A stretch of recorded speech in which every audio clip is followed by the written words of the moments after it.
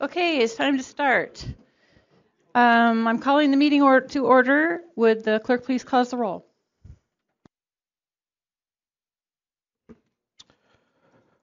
Cowart, Eisenman, Esri, Here. Furtado, Goss, Here. Harper, Here. Ingram, Hello. King Taylor,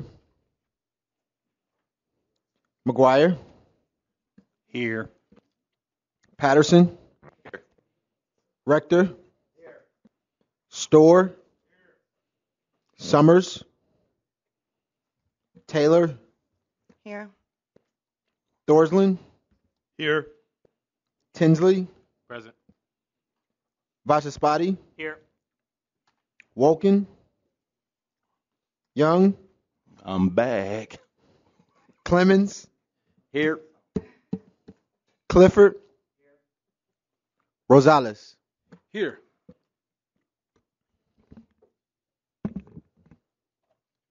Okay, there's a quorum present. The prayer for tonight is coming from a book called Everything I Know I Learned in My Garden. Let's see. For me, the hardest part of gardening is the preparation. I get impatient with the process of digging, fertilizing, preparing the beds. I tend to want instant flowers, but that's not the way it works in the garden or in life. Growth takes time. Be patient, and while you're waiting, pull a weed. But the fruit of the Spirit is love, joy, peace, patience, kindness, goodness, faithfulness, gentleness, and self-control. And that comes from the book of Galatians. Okay, stand for the pledge, please. To the flag of the United States of America, and to the republic which stands one nation under God, indivisible, with liberty and justice for all.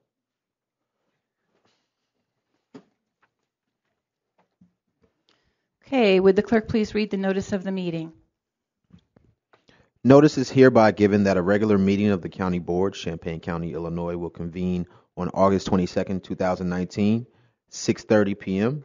in the Lyle Shields Meeting Room, Brookings Administrative Center, 1776 East Washington Street, Urbana, Illinois, in said county for the purpose of allowing and ordering payments of claims against the county, receiving and acting upon reports of committees and such other matters as may be brought before said meeting, which said meeting shall continue in session from day to day until the completion of said business. Aaron Emmons, Champaign County Clerk. Okay, thank you. Next is the approval of the agenda. Can I get a motion? We're going to move one item on the agenda. I'm sorry, from it should have been under the highway. It is a financial concern, but it's a highway issue being brought forward by the Highway Committee.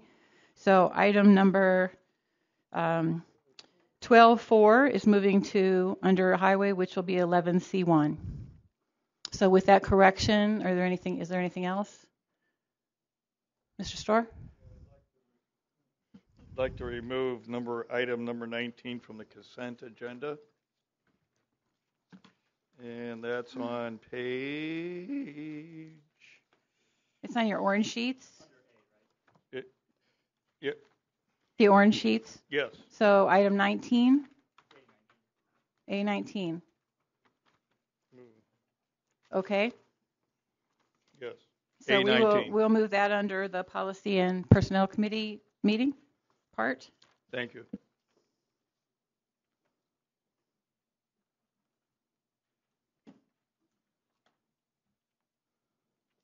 Okay, any other things? All right, can I get a motion to approve the agenda? Vachaspati? Mr. Tinsley?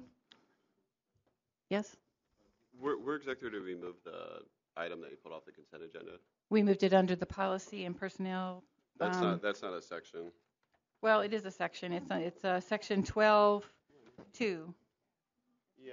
So There's actually just a summary of action right now, so we'll have to make it point 1 under that. okay. So it'll be 1.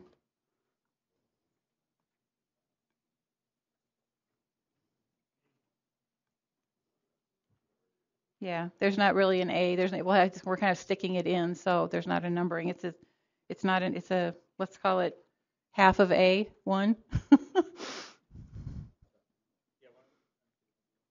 You have a question? B1. We can create a B1 and it can go after finance, that's true. Okay, that's fine. Anything else? Okay, those in favor? Aye. Those opposed? Motion carries. Okay, next is the date and time of the regular meetings. Notice particularly the legislative budget hearings, which are next Monday and Tuesday. You have your packets on the desks in front of you. Take with you so we can save on postage. Thank you all for picking them up. Next is public participation. We have public tonight that would like to participate. The first one will be Paul Saylor. You could step to the podium up here and push the button. Mr. Goss is pushing the button for you.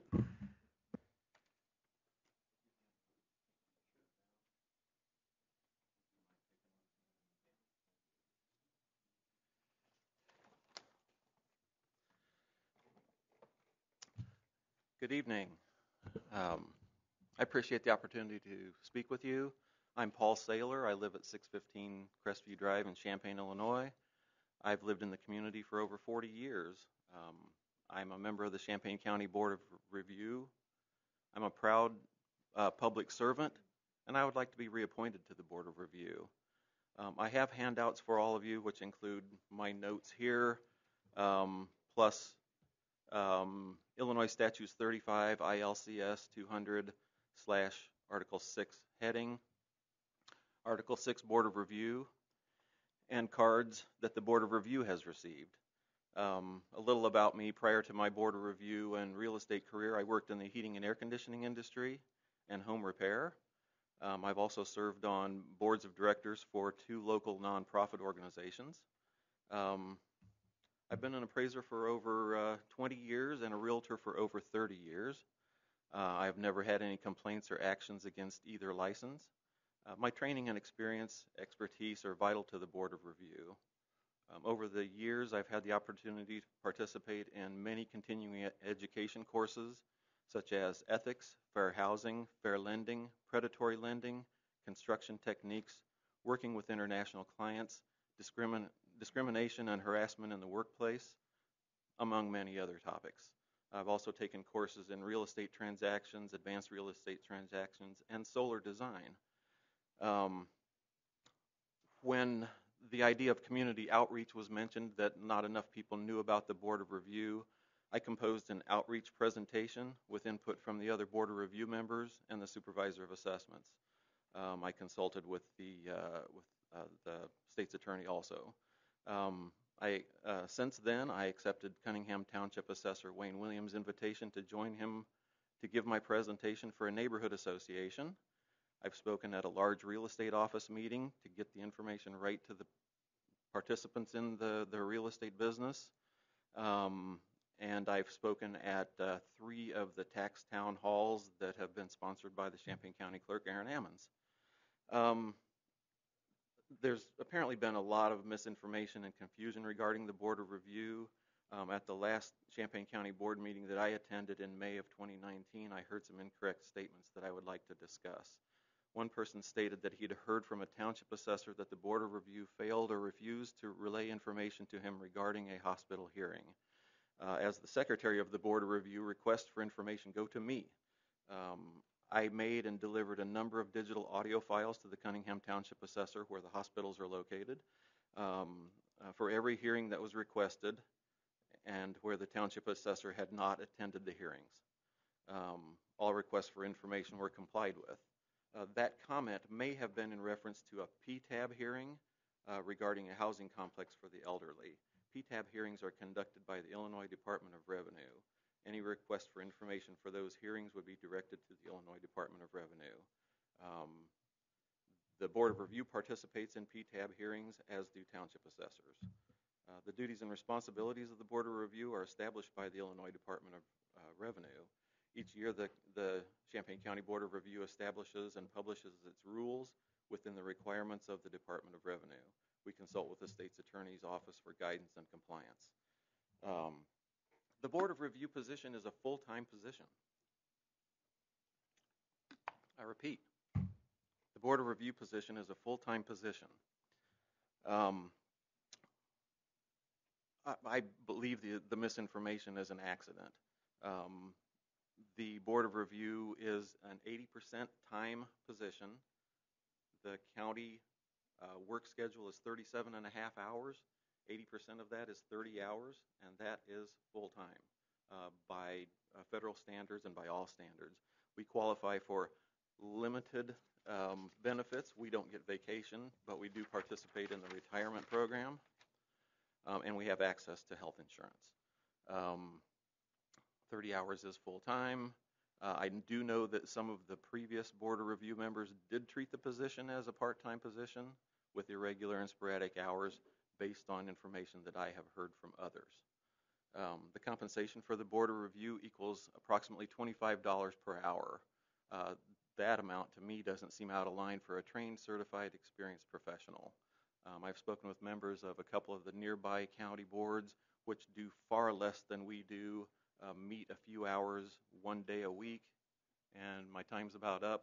I'd like for you to review all of the things that I've given to you. We haven't received complaints directly to the Board of Review. We tend to get things like cards and compliments thanking us, and those are included in your kit. Thank you. I'm going to go enjoy the rest of my birthday at home with my family. Thank you, Mr. Saylor. Next, we have Zebo Zeeby.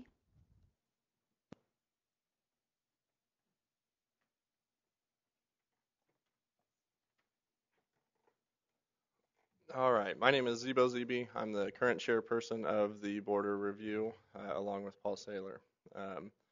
First and foremost, I wanted to correct on the record some inaccurate statements that were made by county board members regarding the Board of Review.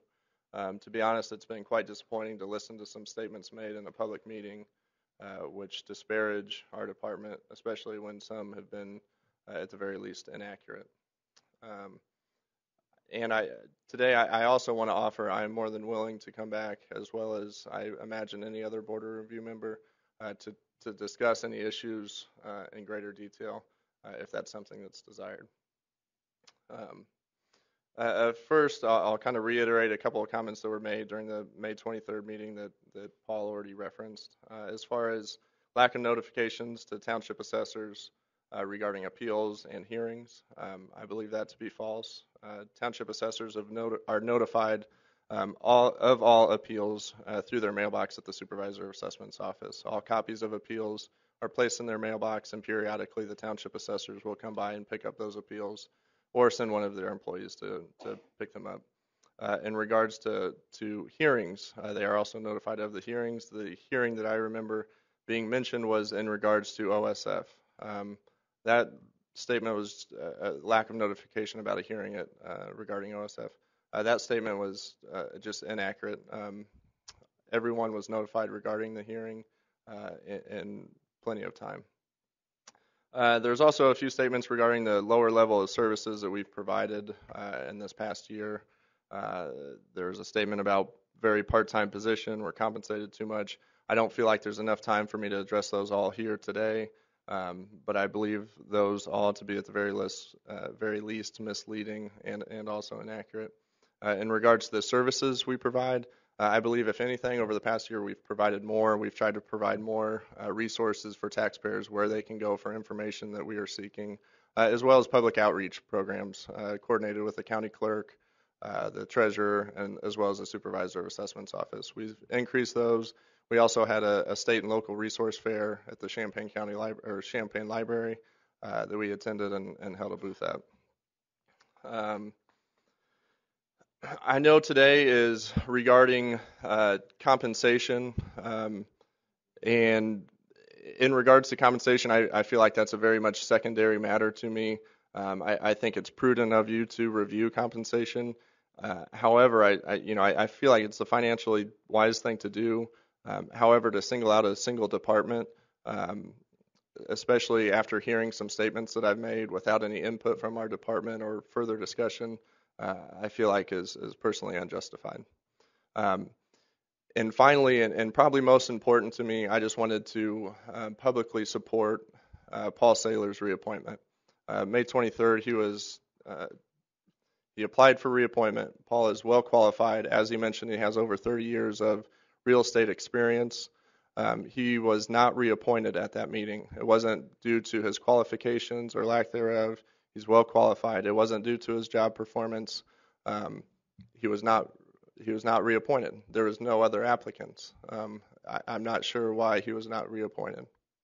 So I feel it's important to me to publicly support Paul. I feel like he should be reappointed to the position.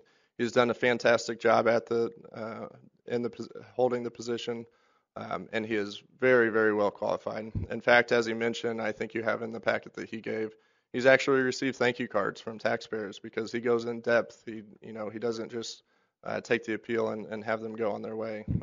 He goes in depth with explaining things to them and helping them through the process. And I think that's all that I'd like to say. Once again, I would like to open myself up to come back to the county board or any individual member that would like to speak to me or any other board or review member. I'm more than happy to do so at any time. So, thank you. Thank you, Mr. Zeeby. The next person to speak tonight is Levi Kottman.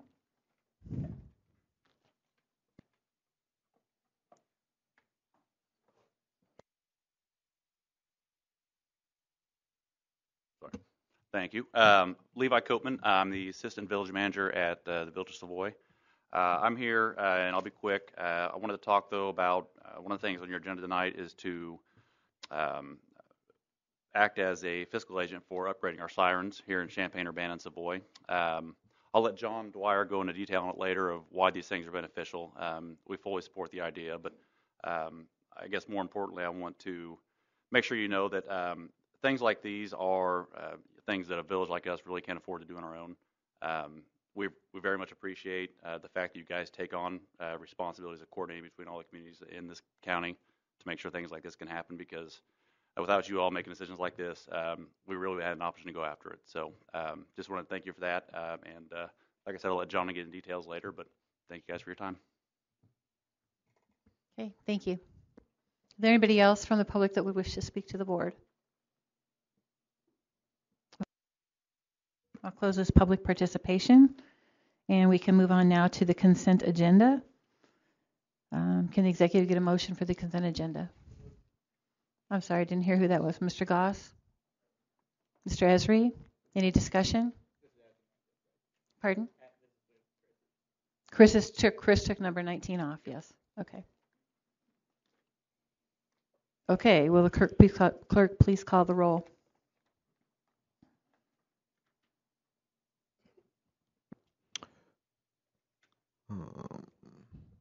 Cord, Yes. Eisenman,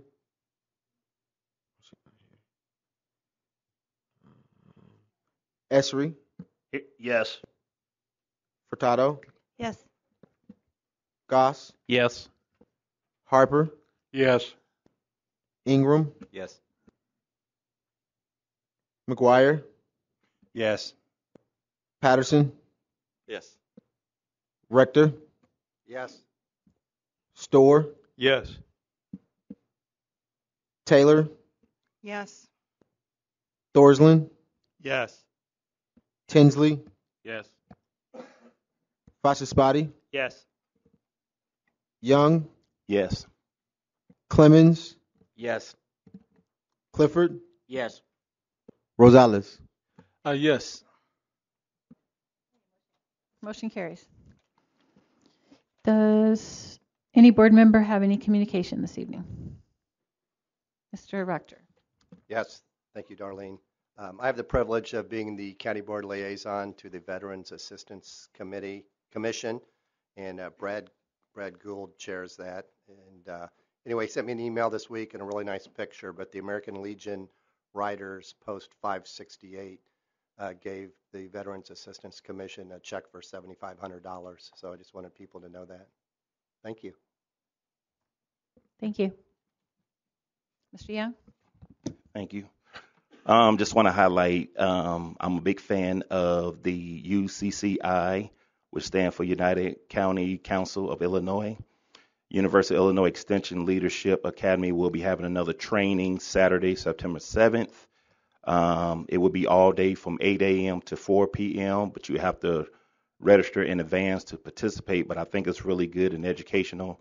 Anything that has to do with professional development, education, and learning, I'm all the way for it, so that our minds will not become limited to how we do things. Just want to highlight real quickly that the guest speaker would be Professor Scott. He teaches political science at Southern Illinois University, and he also a member of Jackson County Board since 2016.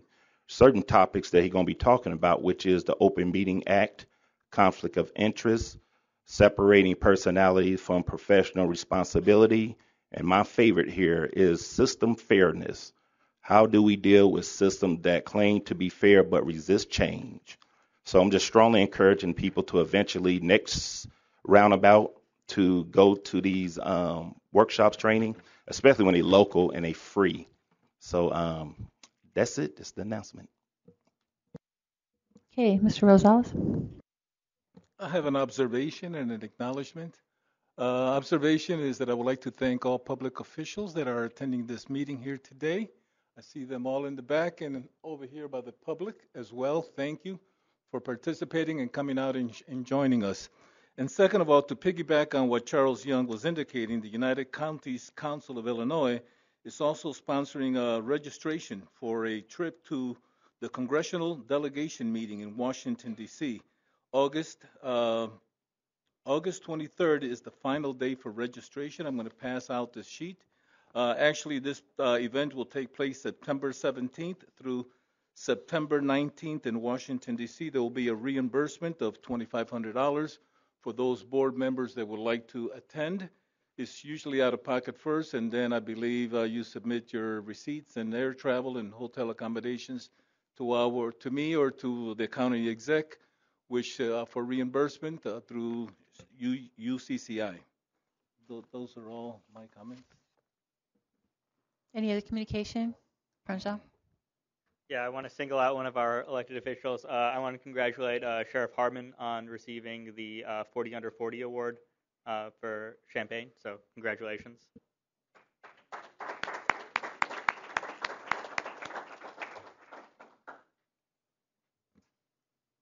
Okay, Mr. Thorsland. Well, first, congratulations indeed. I've long passed the under 40, so I can't comment anymore about jealousy.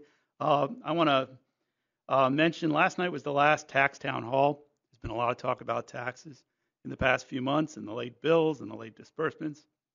I found it super informative. There was 3 members of the county board there last night. This was at the library, so in my district, easy for me to get to. I know they were out in the rural areas. I hope the attendance was as good as it was last night. It really explained what transpired this spring and leading up to it. And it was a helpful time where members of the Board of Review were there, the assessors were there. We had everyone there but people from, I think, the Illinois Department of Revenue, who explained the timeline of things and the factors that went into this year. Our county is hardly the worst in line, and we found out there was a lot of effort to do what they did do, and an amazing amount of effort to do it as well as they did, given all of the changes. I know that we've had some people that are upset with how that all went. One of the benefits of the tax town hall was that you could ask your questions of the people that were there and have some dialogue, something that's not allowed here when people come to the county board and speak in public participation, at least not now. So I hope they also took advantage of that. And we were given an invitation at the meeting last night, and I'm sure this carries over to everyone, to, if you have a question, pick up the phone and call, ask for a tour, ask for some explanation. We're elected officials. We're here to serve you. This message was made clear by all of the officials that were there last night. So I appreciate it, and I hope everyone understands that these were a great service, and it was not something that was mandated to be done. It was done to help people learn more about how it all worked. Thank you. Okay, Mr. McGuire. Thank you. I wanted to wish my lovely wife a happy 38th anniversary. Thank you.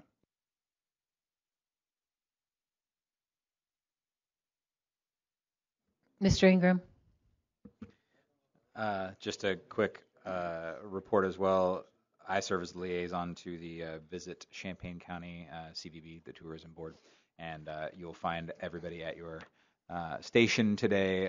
The annual report that we generate from there just gives you a brief rundown of some of the tentpole things that the Tourism Bureau does here for us, and gives you some numbers and just things like that. So if you were curious as to what that was or why that was there, they take great pride in bringing tourism dollars and sporting events and things like that to our area. So that kind of gives you a little bit of an idea there. And also, I attended the tax town hall last night as well, and I thought it would be good for me I haven't had to deal with a lot of that stuff personally, apart from my mortgage, so I thought it would be good for me to know about stuff in case any constituents asked, and I learned a lot about some things that I didn't know about, including the number of exemptions that are available to people on their property taxes, which is always good to know about. So I appreciated the public officials who showed up to that, including the two Board of Review members who spoke here earlier were there last night, the treasurer and some members of the clerk staff and other county staff. It was actually pretty cool, and maybe something that they could also do again in the future once they've had time to breathe after doing this one. But it was pretty informative, so thanks for doing that to our county clerk and treasurer and everybody that was there.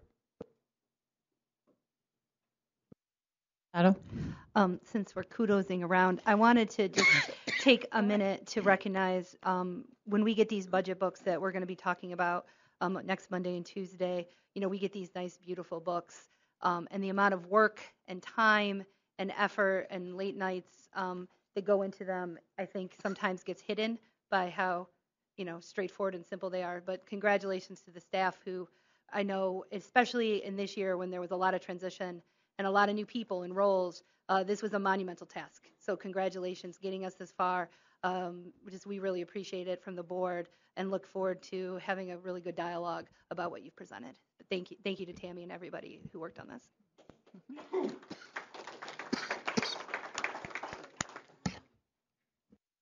Okay, anything else?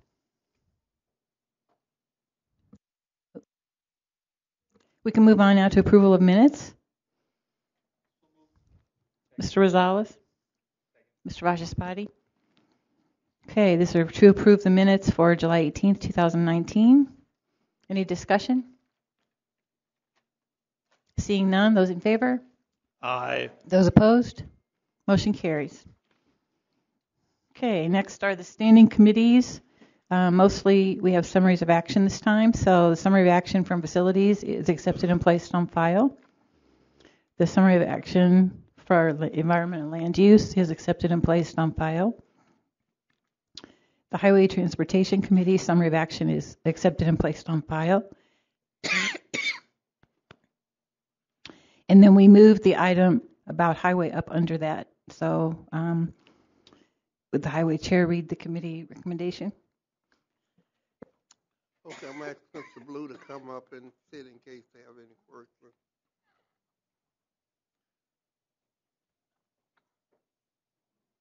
Okay, the Highway Committee is asking for the adoption of resolution number 2019-246, petition requesting and resolution approving appropriation of funds from the county bridge funds for St. Joe Township, Windsor Road Emergency Bridge repair. Second by Mr. Esri. Any discussion? Mr. Goss. Yeah, I was wondering if Mr. Blue would give us an explanation of what this is and why it's on here and not coming through the Highway Committee and the consent agenda.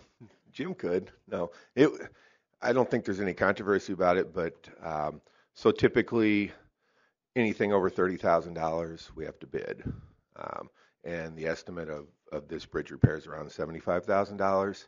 It's a bridge out on Windsor Road, far northeast right before you turn and go south on Windsor Road. There's somebody struck the guardrail, and the guardrail was ripped off of the bridge, and upon further inspection of the bridge, the outside beam on that bridge also needs to be removed and replaced. In order to do that, because it's a safety hazard right now, all he has is barricades up against the bridge right now with no guardrail intact. I asked that we be able to take quotes instead of taking bids to kind of make the process move along. The plans are in development. They should be done next week, and then we'll take quotes from at least 3 contractors to do the work and select the lowest one and get it done before the snow flies. Thank you.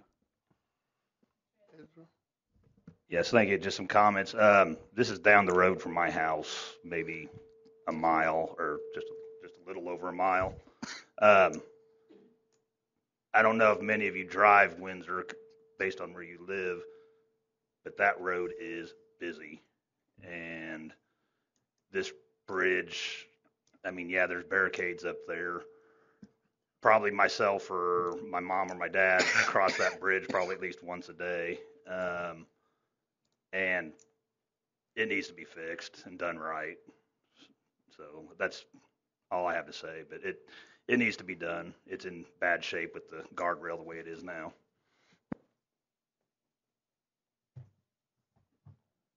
Okay, any other comments? Mr. Tinsley? This is for Mr. Ezra or Mr. Blue. Was it in bad shape before the guardrail incident, or?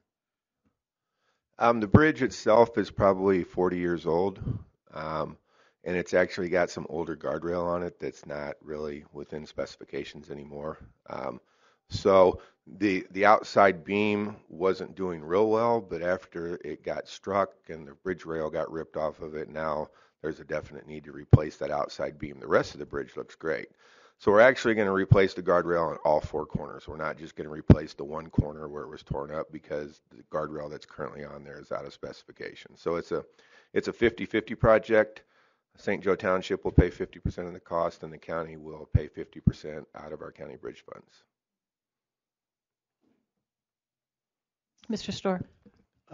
When do you expect that the bridge would be fully repaired and available for use, approximately? Hopefully by Halloween is my best guess, because we have to pick a contractor. Contractor has to order the beam. It takes about 30 days to get the beam, and then we'll have to close the road, and they'll have a crane out there to remove and replace the old beam and put on the new guardrails. So hopefully by November 1st. If we went through the bid process, I was worried we actually couldn't get it done maybe, before the weather got really bad. And obviously that road, even though if you look at that beam, it looks like it has salt damage, but when you talk to St. Joe Township, he says he doesn't use any salt on the road whatsoever. So obviously during inclement weather, we need to have the proper guardrails and have that thing fixed so that if somebody would slide off, it would be protected. Any further comment? Okay, those in favor of the motion? Aye. Those opposed? Motion carries. Thank you. Thanks, Jeff. Okay, moving now into areas of responsibility. We're going to pass by the summary of action for now. We're going to go to finance. Would the finance chair like to make a motion regarding item 1? Yes, I move adoption of resolution number 2019-196, resolution approving an intergovernmental agreement for purchase and maintenance of tornado warning sirens. Second by Mr. Rector. If there's any discussion tonight, John Dwyer is here. He would like to speak a little bit about the project. Can we bring him up so we can? He can do that. Yes, thank you. Oh, go ahead.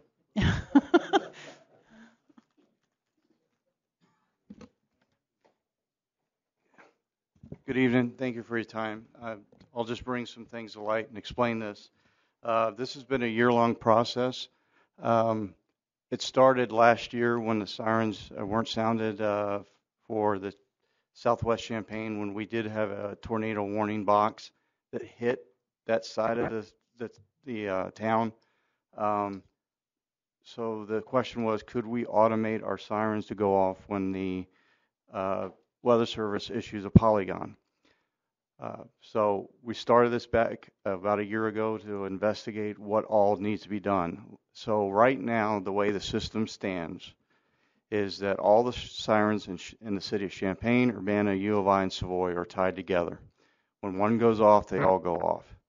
Someone has to manually turn the key, punch in a code, and they go off and have to shut it off. So that means either myself is the one turning the key, or it's me asking MedCat to sound them. So they have to get up from their station to do that. So I've been lucky enough or unlucky enough the last 8 years I've been with County Emergency Management. It's been my call to sound the sirens. I'm the one that the Weather Service is going to ask what's going on. I'm also going to be the one that I'm going to tell the Weather Service what's going on. And the other jurisdictions are going to ask me what's going on. The system that the cities have and the village has is analog. In order for me to get a report to find out if the sirens are working or not, I have to send a signal and get a printout on a dot matrix printer. That's the only way I know if they're working. So Tuesday, I got complaints that certain sirens weren't going off. I had to run a test study, a signal to go out there.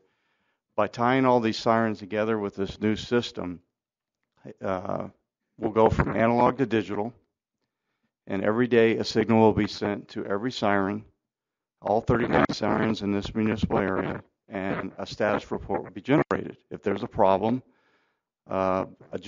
the appropriate jurisdiction will be notified that there is. So that's one of the things. The other issue is that they will automatically go off if the National Weather Service issues polygon. Plus, we will have the ability, like Tuesday, where somebody sees something on the ground.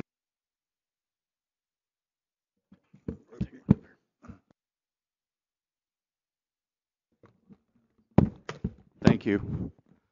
So if there's something on the ground, we will have the ability to sound the sirens as well, either through a computer terminal at MedCat or even by a app on a phone for some of us that are lucky to have that.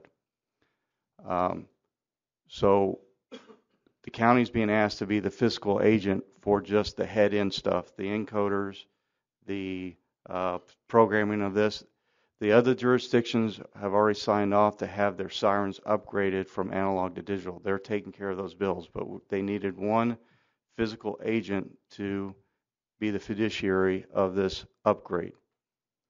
It's not costing us anything. All the jurisdictions have agreed to do this. Their fiscal years have already started from July to June, and they've budgeted for this. The quote's good till September 30th. So our contribution is just being the fiscal agent. The other issue, or the other item, is that I just got the results today that the siren repeater that activates the sirens in Champaign, Urbana, U of I, and Savoy is at Fire Station 1 antenna in Champaign Fire, that its coverage is countywide, at least from the preliminary study. So what that means is down the road, smaller jurisdictions outside the CU, Savoy, U of I area might be able to adopt this system. A lot of municipalities right now are having issues with their local ESDAs as far as are they available during the day if something was to go on. So this would help if there was a warning in their area, so theoretically or possibly. So it could be a countywide system. It would bring us into the 21st century. And it's a matter of public safety. It may not, folks may be out in the county, out in the cornfields, and of course there aren't any sirens there, but you all are here tonight and would be covered under those. So, help us serve you and your constituents better with this upgrade. So I just want to say thank you for your time, thank you for your efforts, and if there are any questions, I'll be glad to answer them. Mr. Rector. First of all, I'm really glad you changed the protocol from last year when that hit. I was in West Champaign in the basement with my grandkids, and So anyway, I know you took some heat then this time on Tuesday for doing it, but congratulations, you guys, for erring on the safe side. So thank you. The information I had last time when we discussed this at Council of the Whole, I was not going to support it. I had a really good conversation with Bryant Seraphin from Urbana Police Chief, who's on the EMA board, and it makes a lot more sense now, and so I will support this tonight. Thank you. Mr. Harper. John, you were talking there that it could possibly tie in the rest of the, I mean, I'm out in the country. So, Yes. But I mean, St. Joe or. Yes, sir. They would have to. Do you know now if those repeaters, or we have to add something to it for those repeaters? At least with the study, it says the repeater we have is sufficient enough to reach those areas. Now, they would possibly more likely have to upgrade their sirens, but they wouldn't have to have an encoder box to sound them unless they wanted to. And then also there's a possibility that MedCat or I, with the app on the phone or on our computers at the desk, we could subcategory CU, Muhammad, Thomasboro as it goes along. Like I said, they could also be geocoded that they would go off if it's just the St. Joe area. But it's an option that they could have, but it's an option they don't have right now. So, Ms. Hurtado. So I was supportive of this at the last meeting, and I still am. My only hang-up or my only concern is that the agreement is still a draft. And so I guess my question is, if we vote on this today, yes, do we anticipate substantive changes to? I mean, I see that the U of I doesn't have their contact person. So like, if that's what it is, like, I'm not concerned about it. But if you think that the actual draft is going to end up being 3 pages, right? So I guess maybe if you could just speak to, where, especially the responsibilities of the county, do you anticipate any changes on that end? Just so we could sort of gauge our comfort level on the vote. John, do you feel comfortable answering that, or do you want me to take that one? I don't see any for changes as far as the meat of it. They've all agreed that they will pay their portion. It's just a matter of U of I today. I think they have to have 3 signatures. But when it comes down to it, when you break it down, it's only $9,000, I think, for U of I, 8 for Champaign, 4 or 6 for University, and 4 for or 2 or 3 for Savoy, whatever. But this is $22,000 of a $63,000 project. But they've all said, we've got records that they want to do this.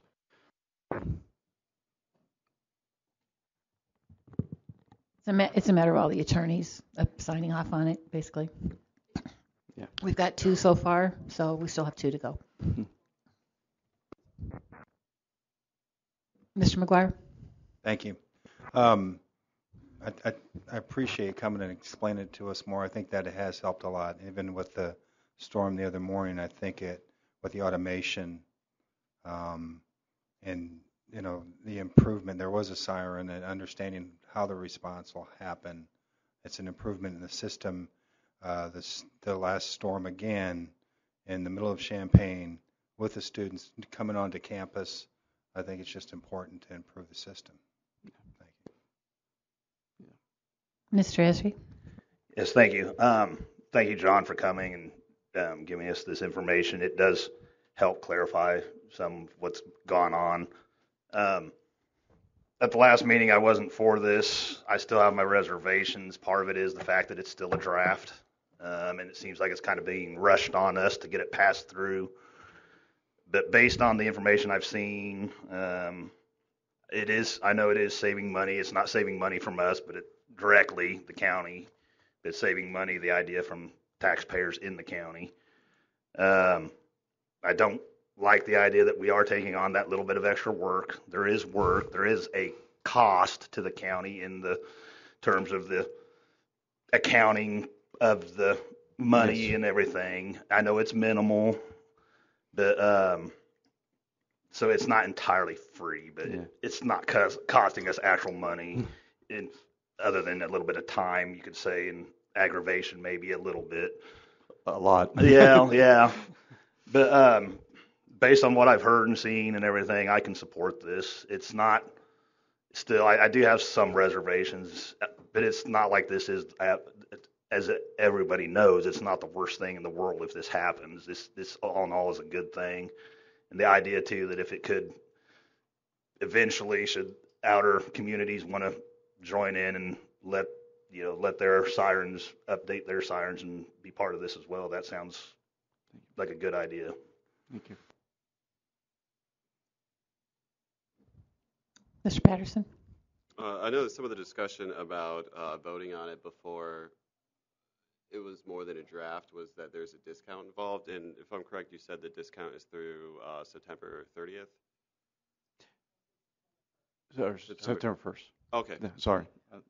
Yeah. Okay, I was going to propose, if there's an issue with us just deferring to next month until it's made it into a solid plan, because I do have some reservations about us voting on a draft. It seems kind of weird that we would approve something that would then be changed without our authority, just kind of in principle. But if the deadline is the 1st, then never mind.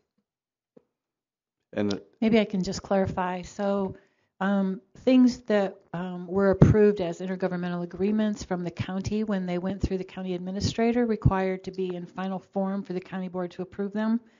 The current situation is that with the county executive, that's no longer necessary. The county board can approve that the county executive enter into an intergovernmental agreement. And I'm basically saying that there's not going to be any substantive changes to what you're seeing there, but it doesn't have to be actually formed and signed. The other issue, of course, is that this is an intergovernmental agreement, which means somebody needs to sign it first.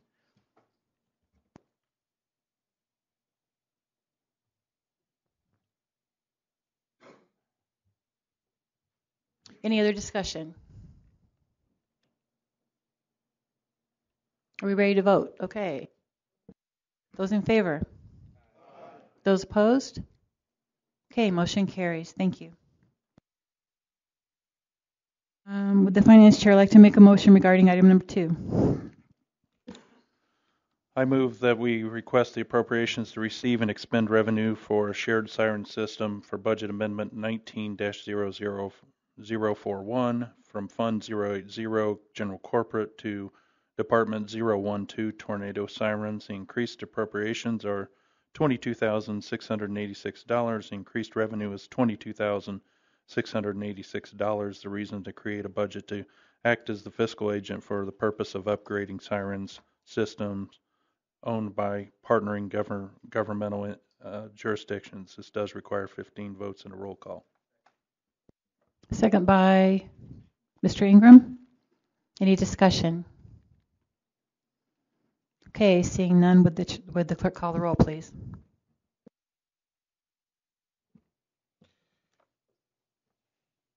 Cord? Esri? Yes. Furtado? Yes. Goss? Yes. Harper?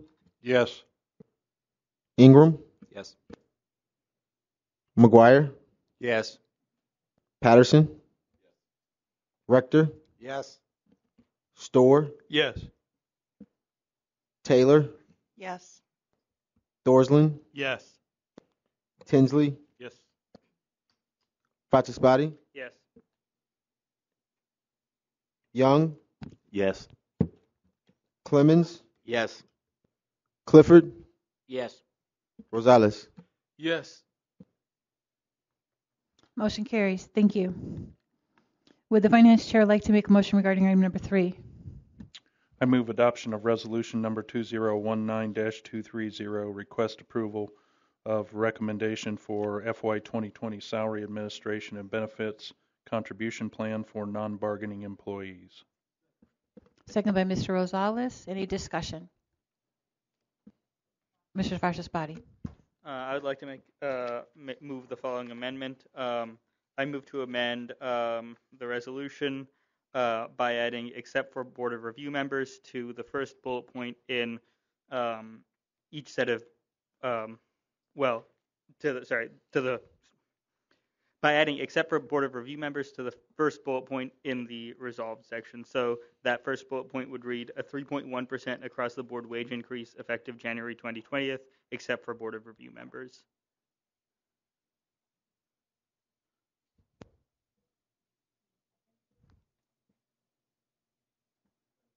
Need a second? Mr. Cowart? Okay, any discussion on the amendment?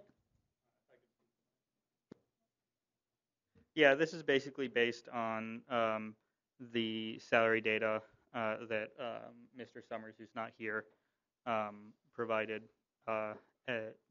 towards the end of the last meeting. I feel that this is an appropriate amendment, an appropriate change to make to this, as we've had these discussions in the past, and I feel like our Board of Review members are sort of fairly compensated as is, and I think we should be looking for, even if we can only save a few $1,000, this would save us around $4,500 a year. I think that if we can save that, then we should be looking for savings where we can find them. Mr. McGuire? I talked to Steve about the wages in different counties afterwards, and I'd like to try to understand how our staff came up with the numbers for comparisons. Can we? Yeah, Isak is here this evening. She can speak to that. Thank you. The numbers didn't actually come from specifically looking at the Board of Review. Part of the annual process of looking at recommendations for staff salary and the staff salary recommendations is simply taking a look at wages across various counties, comparison counties, the cities, etc. And so we actually looked at elected officials appointed wages of non-bargaining, of ASME, as well as FOP employees at various counties across the state that are relatively comparable. And what I did is I reached out to each of the HR departments of those counties and asking them for the minimum, the maximum, the average rate for a list of about 40 positions. And one of them happened to be the Board of Review. And this was well in advance of any of that conversation. And then once I had the information, some of it was pretty good, but some of it left some questions. So I spent some time looking actually at the budgets of the various counties that we were looking at and try to understand the data in the salaries to come up with representative numbers for each of those positions across the counties. And the interesting thing is the Board of Review is actually one of the most complicated to look at. And that's because there's a lot of contributing factors. You have some Board of Review members that are elected, some who are appointed.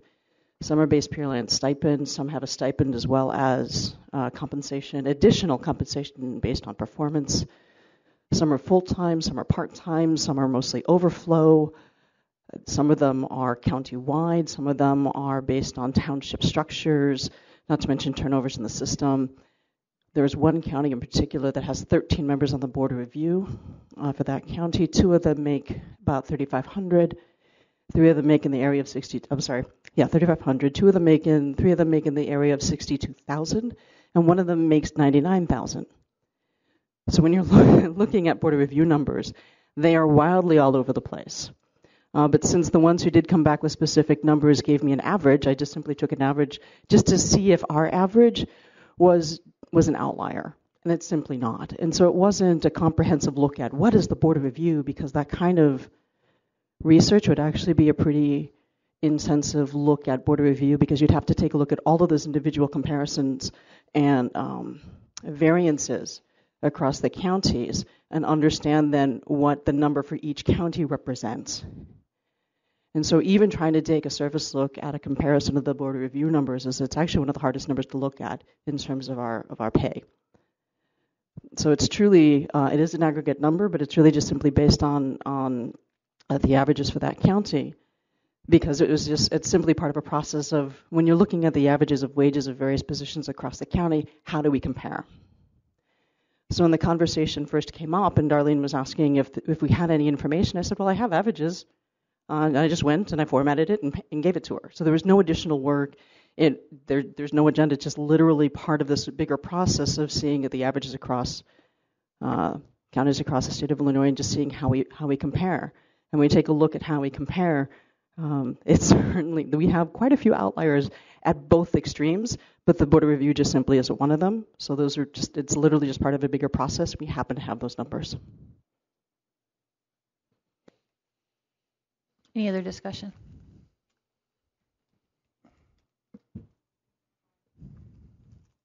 Well, so it's kind of an apple and orange situation when just trying to call and ask the question.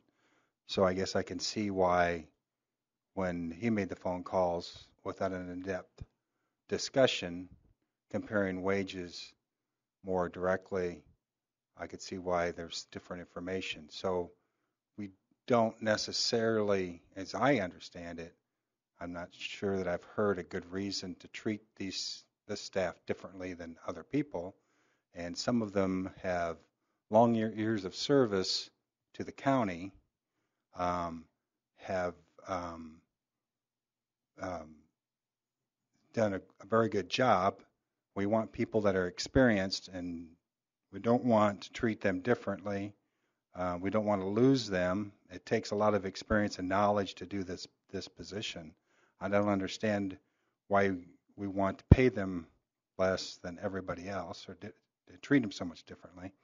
The other issue I have with this motion is there's been a lot of discussion about the insurance portion of this pay, that we want to have people pay more, and they will have I think they get the insurance part. So yeah, it's a benefit eligible position, yes. Right. So it's an even greater cost to them for insurance, and then we're going to not give them their pay raise.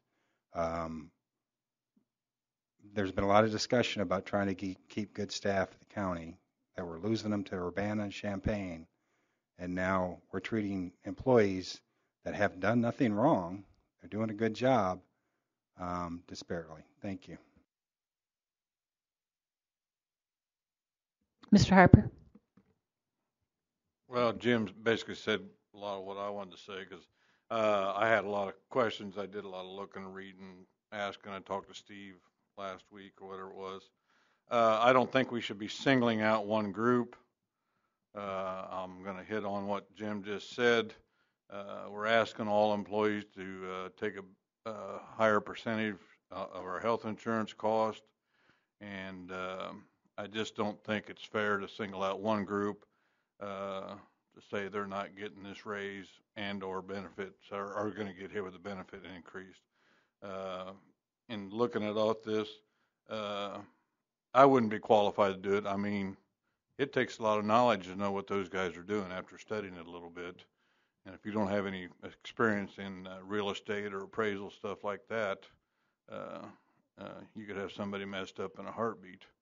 So I will not be supporting this amendment. Mr. Esri?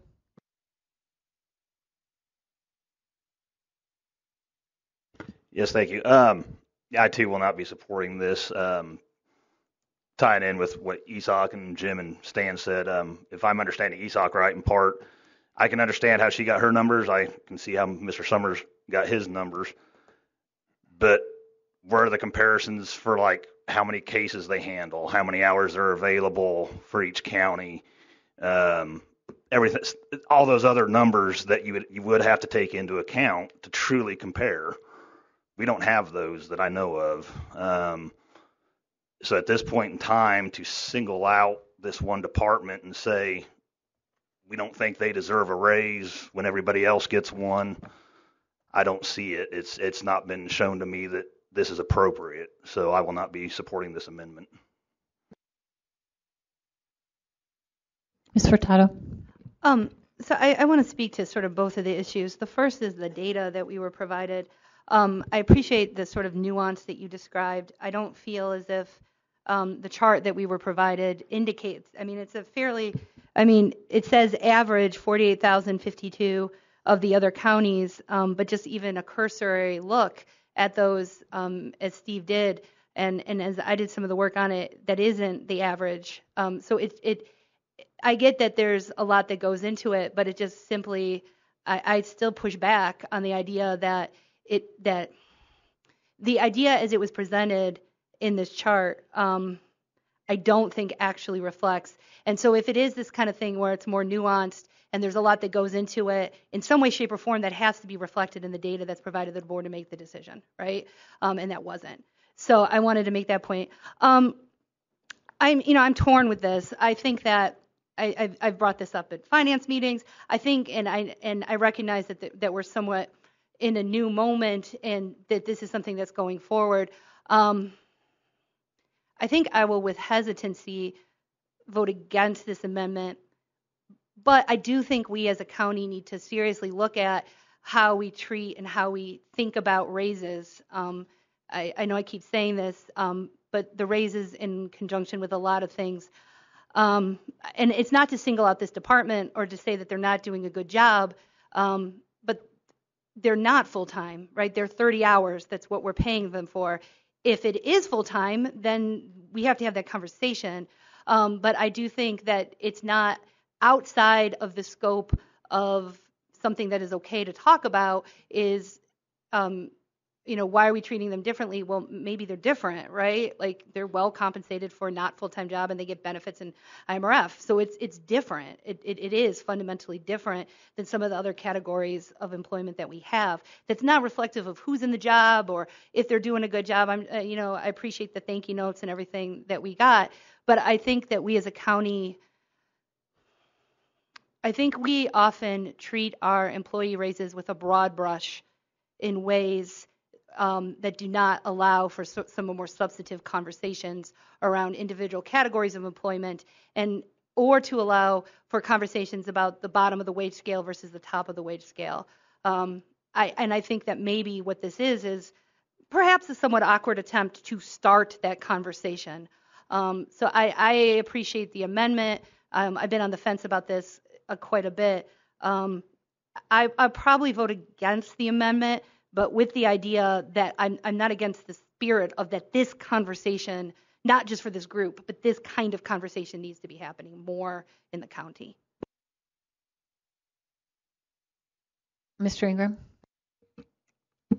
I'll echo a little bit of that. I think it's good that we are having this conversation. I don't really have anything out for the Board of Review or anybody else. I've received a couple of messages from constituents about, if there had been a change with the Board of Review them feeling like the Board of Review wasn't doing as much when it came to pulling comps for people who had submitted. That's the only thing I've ever really heard, but that didn't really necessarily sway me one way or the other if they feel as though they're doing something different that offers a similar service. But it is refreshing to hear us talk about also, the healthcare percentage change and how if we didn't include the Board of Review in that they would be impacted in that way if their healthcare percentage cost increased, which might instead be a case for another amendment that changes that percentage to keep it the same, or perhaps to look at something that included a certain salary level. If you were below that, your healthcare costs stayed the same, and if you were above a certain amount, that it would go up, which might help with some of our problems with lower income earners feeling more of the brunt of a healthcare change. So those are just a couple of things that I was thinking about while we were talking about this. Again, I'm not necessarily sure I'll support the amendment either, but I do appreciate that we're talking about it, and maybe if we do end up passing it, we need to be looking at how that will impact their healthcare too. Mr. Goss? Yeah, I believe we've got a labor committee that this needs to come out of. This kind of discussion needs to happen before we have it at the last minute. I mean, if we're going to start singling out departments, I got a few that I could single out as well that I don't know. So I don't think we ought to be doing that. I think we ought to be treating folks the same. And again, I mean, they're raising the health insurance. I'm for it. But if we're not going to give those folks a raise, I mean, they're going to bear the brunt of it. And we all know what healthcare costs. and it's, what is it, going to be about $1,200 we're talking about per person, roughly, give or take a little, maybe a little more, a little less. They're going to bear the brunt of the extra health care cost, and they're not going to get it. So, this is a conversation that I think needs to happen, but we need to do it before the 11th hour and have it earlier on in the year. And this is conversations that I think we as a board need to hold our people more accountable to get this stuff to us before things. It seems like we're getting a lot of stuff at the last minute, and that it needs to happen in a more timely fashion so we're not up against it. And we're trying to negotiate other contracts, so we kind of need to move this forward. I just don't think we ought to be singling out one single department. So I won't be supporting the amendment. I request a roll call on the amendment. There's a second on that? Mr. Esri? Any further discussion? Okay. Will the clerk call the roll, please? Cowart? Esri? No. Furtado? No. Goss? No. Harper? No. Ingram? Nope. McGuire? No. Patterson? Yes. Rector? No. Storr? Yes. Taylor? No. Thorsland? No. Tinsley? Nope. Vachaspati? Yes. Woken? Oh, I'm sorry. She's not here. Young? No. Clemens? No. Clifford? No. Rosales? No. Okay, the motion is lost. Moving back to the original motion on the floor is to accept the resolution as presented. Mr. Vachaspati? I have another amendment. I move to amend the resolution by replacing 15% with 14% in the resolved paragraph. The third bullet point should read, non-bargaining employees shall contribute 14% of the cost of the single plan premium, etc. Second by Patterson. Discussion on the amendment. Mr. Thorsland? Well, I think some of the numbers we talked about in the caucus, the change from 15 to 14 is $14K total across the county, which is not a substantial amount of money. It's not going to cost a position, and we've talked a lot about retention. Mr. McGuire talked about it. For the lower income people, whether the rest of this passes or not, including now the Board of Review, getting a raise, I think that we can afford as a county to help keep people in health care. The fact that health care costs so much in the first place is a much bigger topic. But it should be the county, in part, a little responsible to try not to keep stacking this weight onto the backs of the employees and to work as hard as we can to lower the cost. And a cost of $14,000 to not come out of the pockets of especially some of our lower paid employees, I think is important. And I would support making this 14% for the health care. Mr. Harper? I can't do this. I mean, we're in negotiations with bargaining units, and we're asking them to go from 13 to 15. Did somebody say something? Oh. Yeah, that's true. But we're asking other groups to take more, and now here again, we're singling out one group. They're not going to have to pay as much. No. Let's move on. Mr. Esri?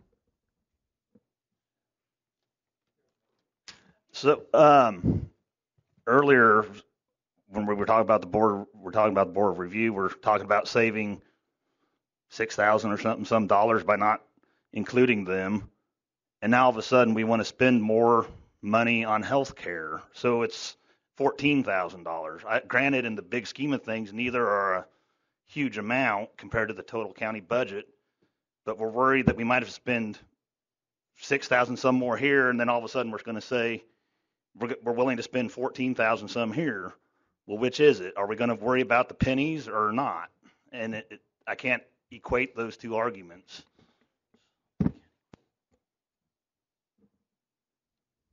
Mr. Rector. I'd like to know who I'm supposed to trust here on dollars. Mr. Summers does his research. Mr. Thorsland, it's this. I'm glad you guys talked about it in caucus because we didn't talk about it in caucus. Again, last minute, we're trying to change things that are budget related. I don't have a recommendation from staff. I get this kind of recommendation. It's inappropriate. The timing is horrible. We talked about this at Cal. We did all this. We worked on our two options.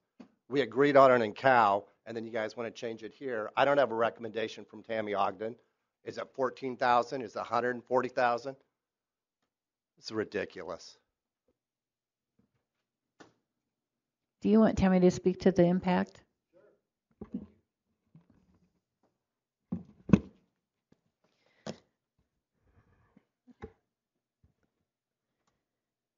I have some calculations. I didn't really come prepared to speak to specifics, but I had ran some numbers previously a few weeks ago. And the impact of the 15%, I know you had received the memo that had the impact of the wage increase at the 3.3 with the 16% and the additional employee contribution of the $75. So that information had been provided to you with the initial recommendation. After that meeting, I did calculate the impact of the 15% health insurance with a 3.1% wage increase and retaining the original recommendation, which was a $75 employee plus contribution. And the wage and fringe costs to the county together is $263,000 with a health insurance offset of $15,000. So I think $14,000 was mentioned. My calculations were roughly $15,000. Can I also add, when we had come back with the second option for the resolution, there was a reduction in the recommendation for a wage increase from the 3.3 to the 3.1. One thing that I think maybe for consideration would be that you would consider the effective increase if we are going to hold health insurance flat, and also consider the retention of the current EE plus contribution of $70 if there's not going to be an increase in health insurance contribution. So that $75 that was recommended was in conjunction, for the EE plus plans, was in conjunction with a recommendation that there would be an increase in the percentage of the employee health insurance contribution.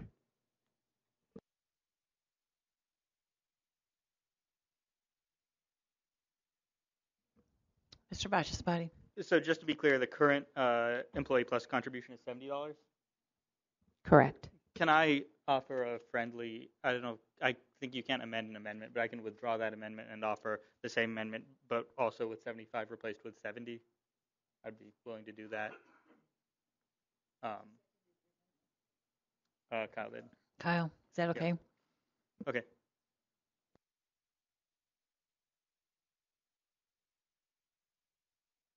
So just to clarify, the 15% would be 14%, and the $75 would be $70. So it would be basically the same as it is this year. You want the amendment to read, you're exchanging 15%, you're making it 14%. Yeah. And for the 75, you're making 70. Yes, that's right. Any further discussion? Mr. McGuire. Yes, while we're spending money we don't have, why don't we give them a 6% raise rather than a 3.1% raise? Yes, amendment. Well, I think my comment may be facetious. Does anybody else have a comment? No, I do have a comment besides that one. Yeah, we had some of these discussions, and part of the discussion was about, okay, we're going to have the 15 or 14, and then we're going to lower the wages to have that percentage because that would fit into our budget. And now we're here changing that at the last minute, as John has talked about. But all of these things are cumulative in our budget and our reserve. Tammy, can you actually tell us what the reserve is for the county right now, the general fund reserve? I did not do the monthly budget report, as you know, this month, and we didn't have COW last month.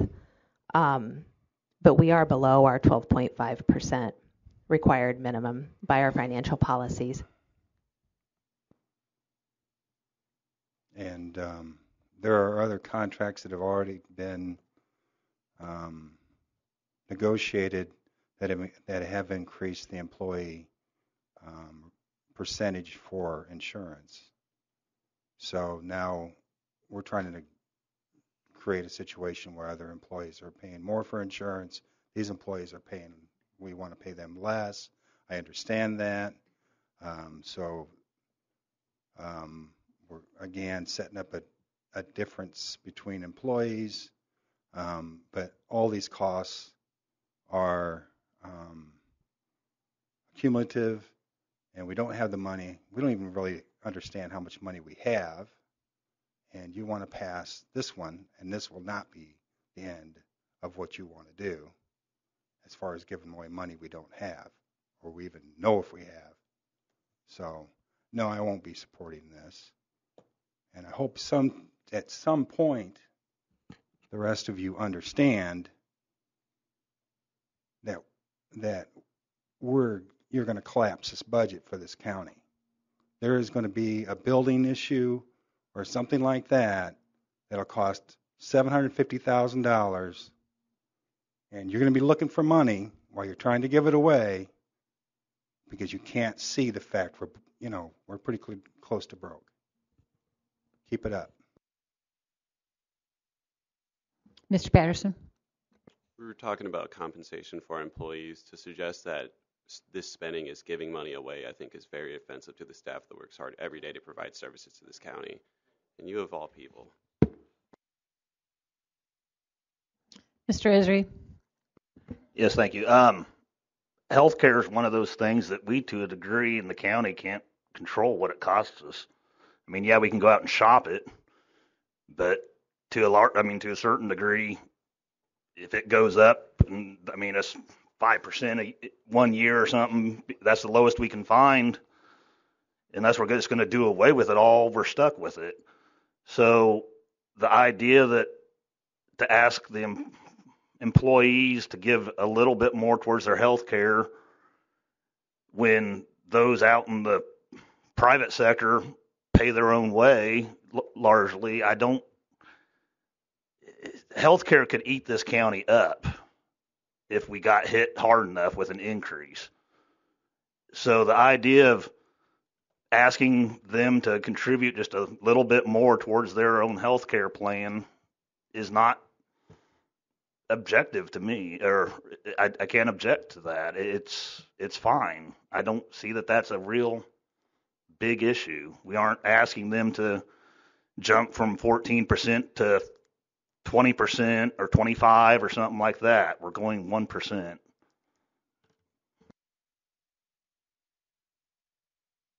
Ms. Furtado. I'd just like to say a couple things. So I will be supporting this amendment. I think that I voted for this to get this on the agenda. I think that the compromise, we've already done a little bit of a compromise with lowering the overall wages.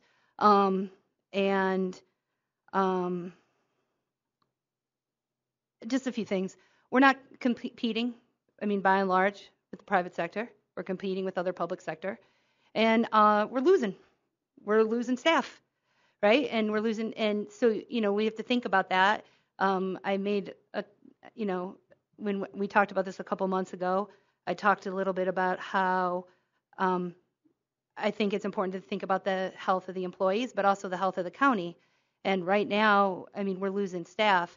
And I think that's a combination of wages and healthcare and probably a lot of different things. And I also think sometimes it's very easy to look at like narrow picture, but I think it's also important to look at long picture. And, my colleague just said we're not asking them to go from 10% to 20%. But yeah, we are, just over several years. We've already moved them up percentages over the last few years, and at some point it has to stop. So, I mean, are we next year going to raise them? The original plan was to raise them up to 16%. So the next year is it going to be 17%? At some point it has to stop, and I'm good with it stopping where it is. So I'm going to go with 14%.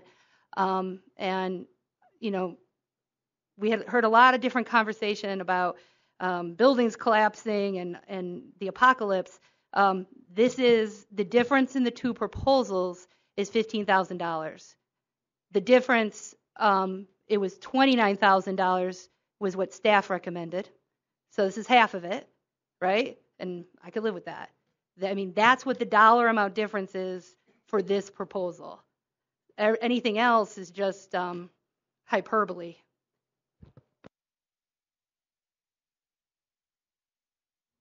Mr. Goss. Yeah, I'd like to ask you guys who you represent. Are you representing the taxpayers of this county, or are you representing the employees here at the county? Some are certainly some of the both, but I would guess that your taxpayers in the county would ask that you do a better job and take care of what's fiscally responsible for this county. Continuing to back down on this, it's ludicrous because it's not going to stop here. This won't. This will affect more than, this won't be a $15,000 deal. This will be a much larger deal when this is all said and done. That's all I can say about it. When it's all said and done, it'll be much more than $15,000. Why don't you start to represent the taxpayers of this county? Mr. Thorsland. Yeah, the roll call is fine. A couple of things. One, I apologize. I rounded down instead of up on the 14,000.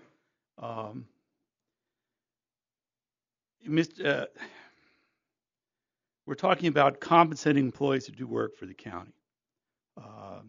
These aren't liabilities. These are the people that keep the county running.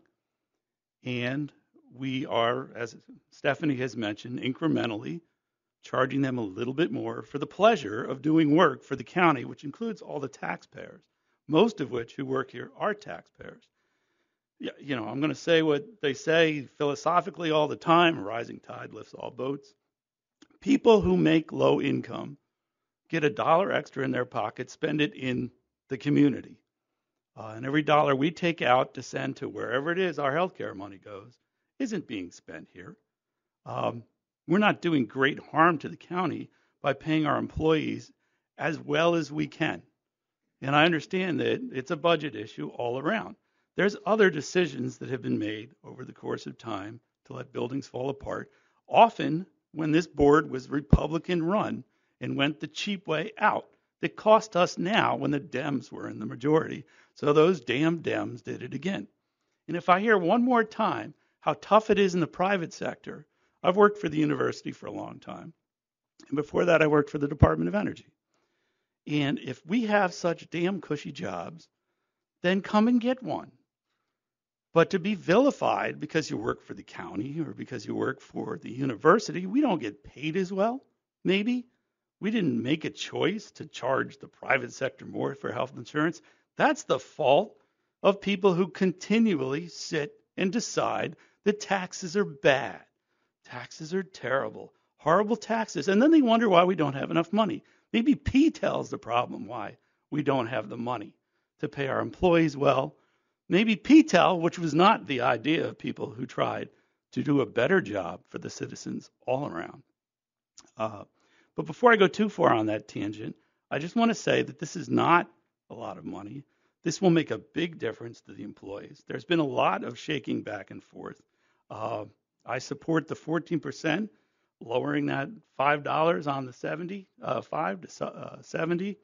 And I think we've got to stop fighting about this little bit, calling employees liabilities, and thinking that the taxpayers in this county would be against keeping the county employees paid well enough to give them the services they need. Because when the sirens don't go off, or when the road doesn't get plowed, or when the bridge needs to get fixed, they're not going to go to the private sector to get it done. They come to the county, and we need the workers to do it.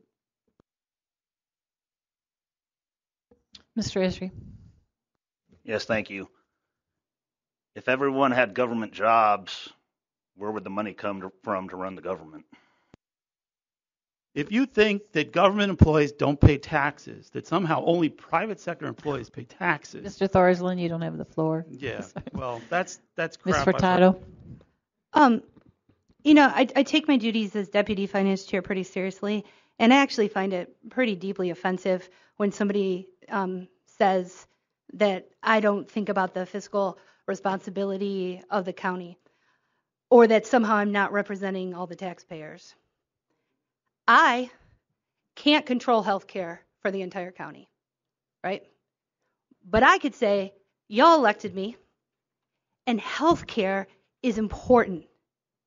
The ability to have quality health care is important.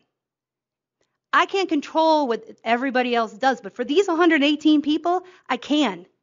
I can take a value vote and say, for these 118 people, this is important. It's important enough for me to vote for it. I think that one of the things that elected officials should do is be leaders. We should be leaders on our values. By taking this vote, I'm not just taking this vote for our healthcare employees. I'm saying to other employers who don't provide this kind of service, it's wrong. I'm saying that somewhere, for all of you that are about like the market, that somewhere in the market somebody has to say, this is not okay, right? That somebody has to say that what is going on in healthcare is not okay. This is not, this vote right here is literally why I ran for this board. So the idea that somehow that I'm not representing my taxpayers, this is why I ran for this. I find it deeply, incredibly offensive, especially when over and over again, I have voted to save money on the high end of salaries. The people that are saying that they don't want to do this for all of our employees are the same people that voted to give elected officials who already make high figures more money, right? So let's have this conversation. If y'all hadn't voted for the elected official raises, we could have paid for this. So don't act like we're not trying to pay for what we're doing. We are. And it's very, very frustrating for you to act otherwise.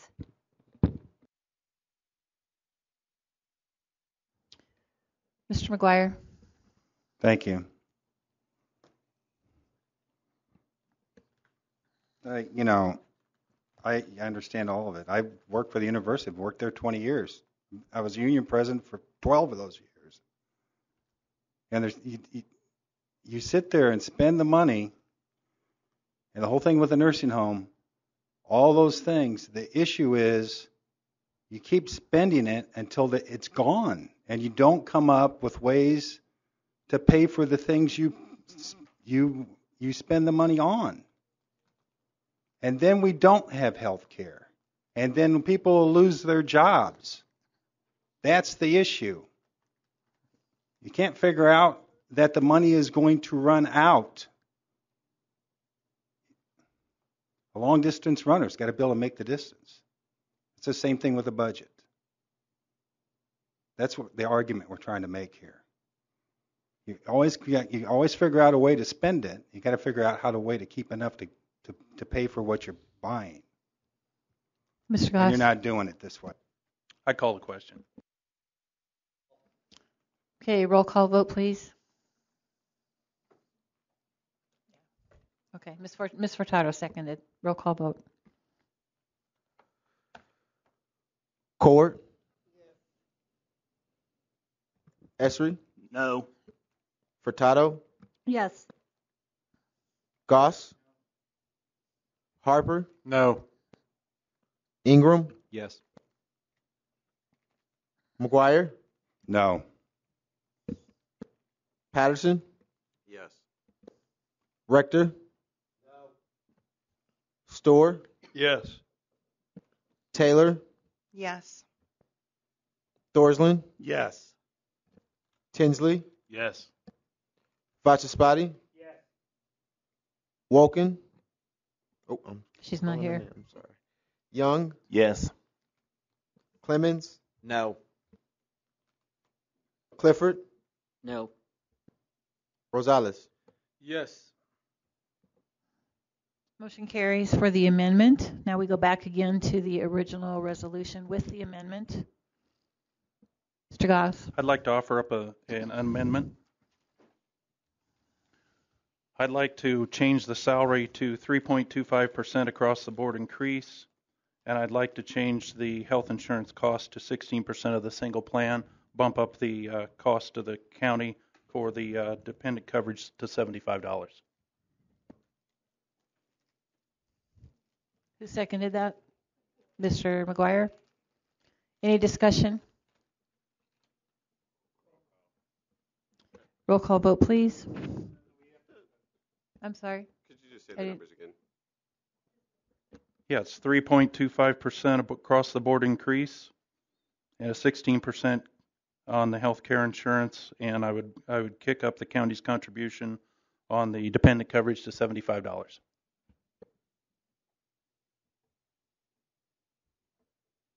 Is that basically the first proposal? That it is.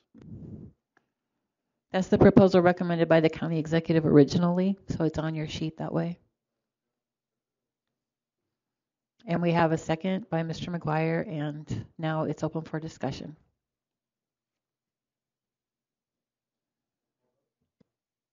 Roll call vote on the amendment. Cowart, Esri,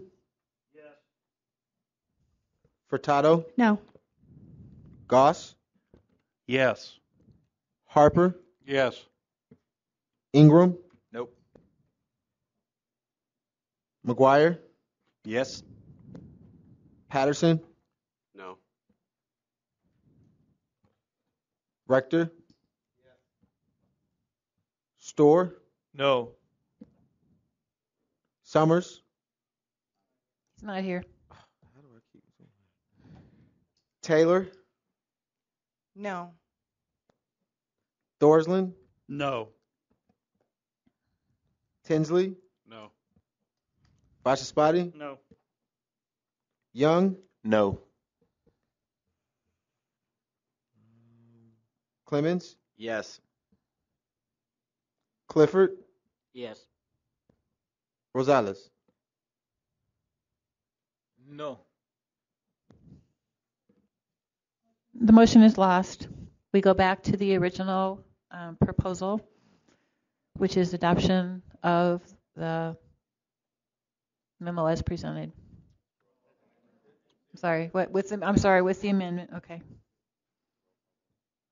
Roll call vote. Cowart, That was a yes. Esri, Furtado, Yes. Goss, No. Harper, No. Ingram, Yes. McGuire, Patterson, Yes. Rector,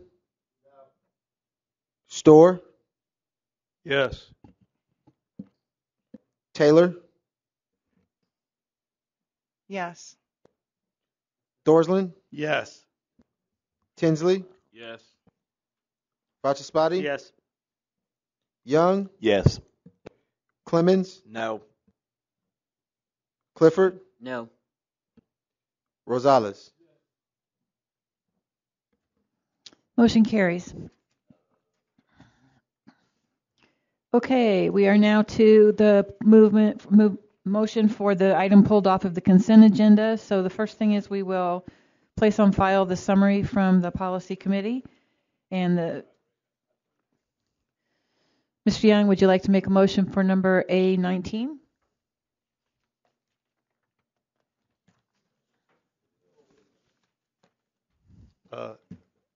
Madam Executive,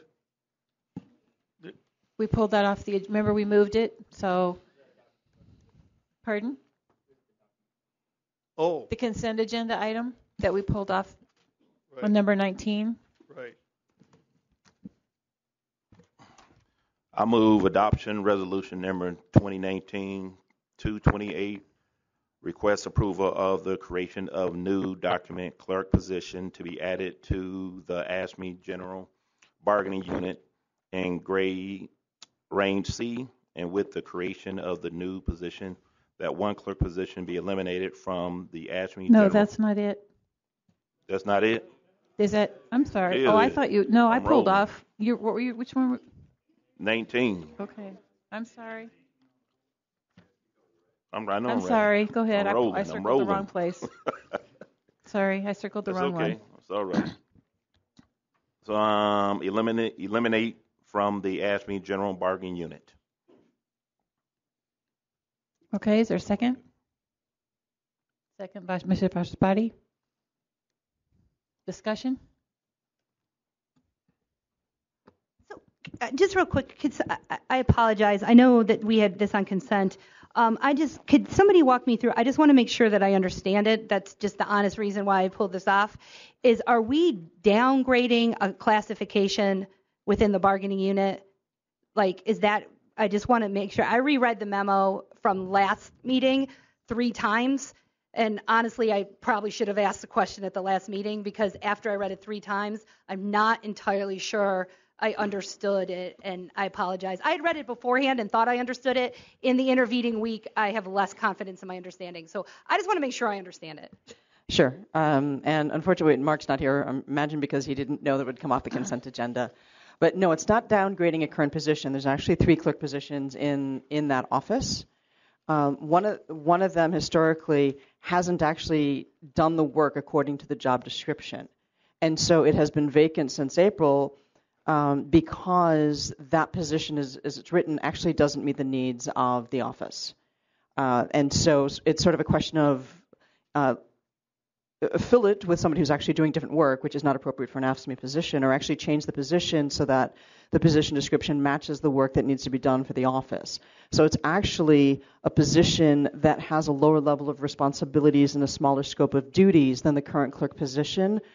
So they're actually, it's graded slightly lower. The difference is that the new position wouldn't get a market adjustment. So it's actually a different job description with a lower level of responsibilities, smaller scope of duties, and without a market adjustment. So the wage would be set at the way that the grade range that's actually achieved. Do we have is it okay if I ask 2 follow-up? Yeah, I have ahead. 2 follow-up questions. Sure. Do we have other positions that don't receive the market adjustment? And when do we also have to negotiate that with the union, and when does that come into the process? So we're waiting for a response on the union. I don't know what I'm allowed to say, so I actually don't know how to respond to that. I'm sorry? They do have a chance Yeah, to the MOU is in their hands, and so it's sort of so the question is if the board would approve saying, the recorder of deeds wants to create a position, and in good faith he did it within the ASME role. And I'm sorry, I lost track of the question. Sorry. Do we have other positions that do not receive a market adjustment? Yeah, absolutely. Most of our positions don't receive a market adjustment. The problem is the current clerk positions that had been filled, the recorder of deeds was having problem filling them at that level, so it received a market adjustment to get people to apply. But with the smaller scope of duties and the lower level of responsibility, he's actually able to fill it without the need for the market adjustment.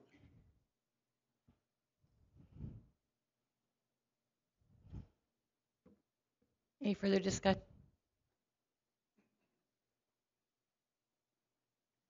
And I want to clarify, so after we approve this, does this go into collective bargaining agreement with AFSCME? Do they have to agree to this? Yes. They have an MOU right now, she's saying. Okay, and they have to agree to that? Mm-hmm.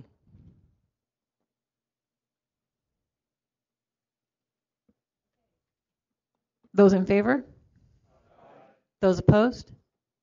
Motion carries. Okay, we're now down to new business. Adoption of resolution number 2019-236, authorizing payment of claims for July 2019. Can I get a motion? Mr. Goss, Mr. Rosales, discussion? Those in favor? Those opposed? Motion carries. Adoption of resolution number 2019-235, authorizing purchases not following policy and emergency purchases. Can I get a motion? Mr. Vachaspati, Mr. Tinsley, discussion? Those in favor? Those opposed? Motion carries. Any other business this evening? Mr. Goss. Yes, I'd like to get something on the public record. Officially tonight, I'm giving notice to the county executive, treasurer, and her staff, and the county board that I will be bringing forward a resolution at the September Committee of the Whole meeting to address the issues I have either discovered or been alerted to in the treasurer's office as it pertains to the county's financial operation. The resolution will specify that if the treasurer's office has not completed all bank account reconciliations and delivered all cash receipts by October 4th, the county board will ask our outside auditors, Baker Tilly, to do a performance audit of the office. What a performance audit is, as defined by GAO-18-568G, Government Auditing Standards, it provides objective analysis, findings, and conclusions to assist management and those charged with governance and oversight with, among other things, improving program performance and operations, reducing costs, and facilitating decision-making by the parties. The reason for this at this point in time is that we've now reached a point in the year where the lack of the completion of these tasks has jeopardized the financial calendar for this board going forward. We have a process that is specific time targets from here on throughout the year. Starts Monday night with the legislative budget hearings, where we give notice to the public in October we give them 30 days to review our proposed budget. In November, then we ratify that budget, assuming we can come to agreement, so that then we can do our legal responsible thing and levy for taxes for 2020. I do not believe that asking our treasurer office to have bank reconciliations and financial reports is too much to ask. Honestly, it's an expectation and a requirement of the position. We as stewards of public funds must be given timely information in order to make solid and complete financial decisions moving forward. You saw an example of it tonight, where we ask about where we are at on the fund balance. We can't give an accurate result of that because we haven't had bank reconciliations, as far as I know, since February. We haven't had a financial report that's mandated by state statute since March. Without the complete and accurate financial information, we cannot begin to build or develop a budget with the level of accuracy that this county deserves. I will bring that forward as a resolution at the September CAL. Thank you. Ms. Furtado. I just am curious. We do have the treasurer here. I just didn't know if it would be appropriate to have the treasurer respond or in any way interact. I plan on physically delivering this to her right now. Okay. Mr. Young, did you have something? Yes, I just want to make notice that I have two proposals out there that I have submitted to the chair, along with, I believe, my vice chair should have got the proposal as well too, and the county executive person too. And it was supposed to be emailed out to everybody on the board, but my understanding, they have not received it yet. So could you guys make sure that my two proposals be submitted to everybody on the board so they can review it and read it, please? Thank you. You want to hear from the treasurer? Yeah. Yes. I thought that's what I. Well, I would like to have a chance to respond to Mr. Goss. Mr. Goss seems to think that we are not doing our job. He seems to not give any account of the fact that the taxes were delayed this year and the biggest burden fell on the treasurer's office. We're the ones that got all the phone calls, and we still got the bills out. They were a month late, but that was not because of we making a delay. That was the state of Illinois, and we're the last ones in the chain on that, and yet we get blamed for that. That created a huge backlog that we are working on, and yes, we will have everything done by October 4th. But in the meantime, I have invested county funds that is going to bring this county $300,000 more than you have budgeted, because I consistently invest every day, and we have much better cash management. And Mr. Goss has never bothered to find out what kind of job we're doing. And in fact, when you look at the budget questions, it doesn't even ask for how much interest the treasurer is earning. I had to put that in the budget. That's never been even a test. And the interest earnings so far this year are 42% higher than they were last year. And that's because I'm doing much better cash management. And Mr. Goss it's very easy for people to sit back and criticize when they're not doing any work. I have not heard one single positive suggestion from this man. All he does is criticize.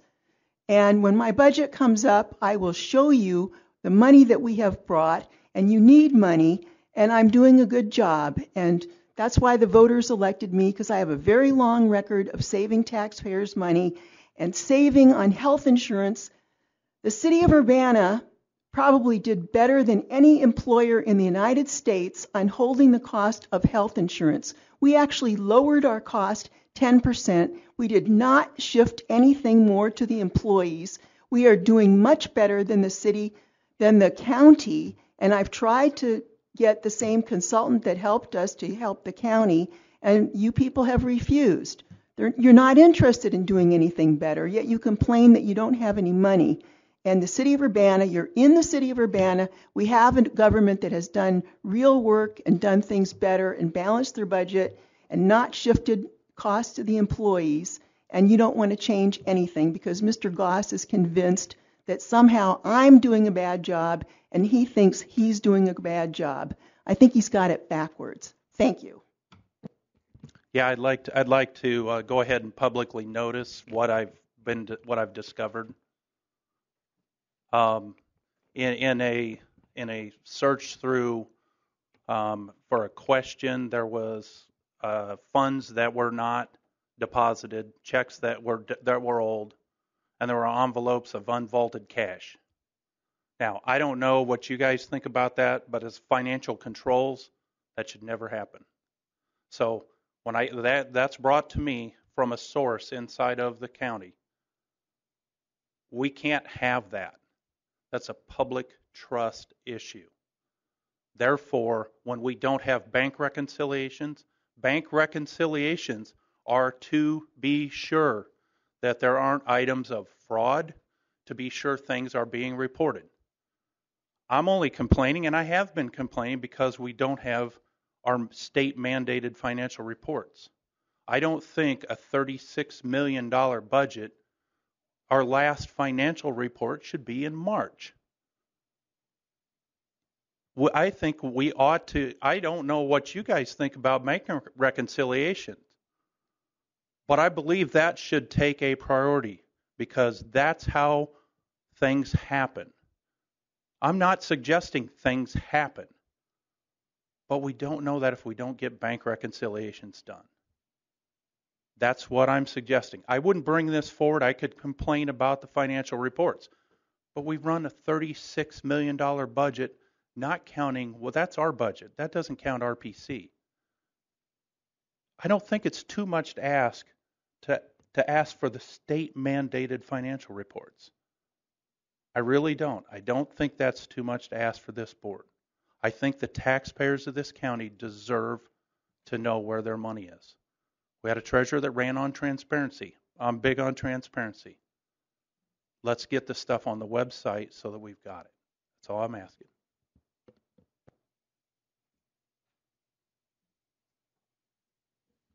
Okay, seeing no further business, this meeting is adjourned.